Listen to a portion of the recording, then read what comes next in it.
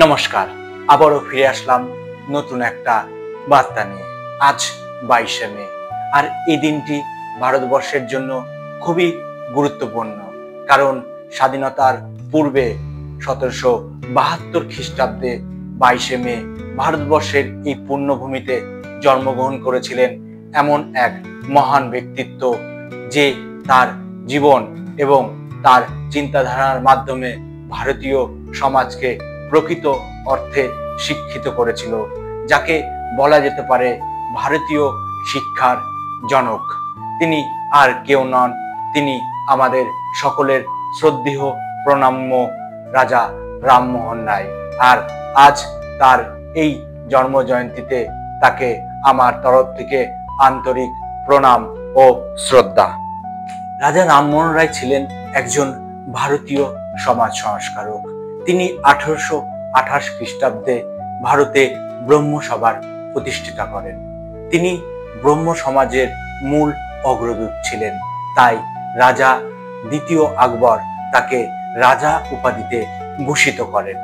বলা হয় তিনিই ছিলেন এদেশের প্রথম আধুনিক মানুষ, সমাজ সংস্কারক রাজা রামমোহন রায়।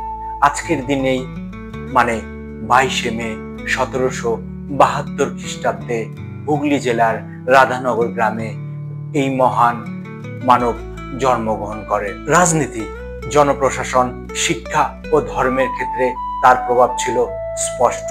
তিনি সতীদাহ প্রথা ও বাল্য বিবাহের মতো কুপ্রথা রদের জন্য ভারতবর্ষে এক পরিচিত নাম। তাই ইতিহাসবিদরা তাকে ভারতীয় রেনেসাঁর জনক বলে মনে করেন বা আখ্যায়িত করেন। কুসংস্কার, অন্ধবিশ্বাস ও সামাজিক ধর্মীয় গোড়ামি থেকে সমাজকে মুক্ত করার যে লড়াই, তিনি সেই লড়াই আজীবন লড়ে গেছিলেন।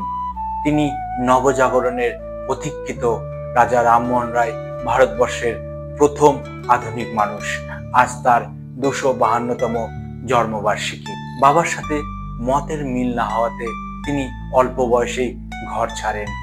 হিমালয় ও তিব্বত ঘুরে তিনি যখন বাড়ি ফিরলেন, তখন মা বাবা ছেলের মতি ফেরার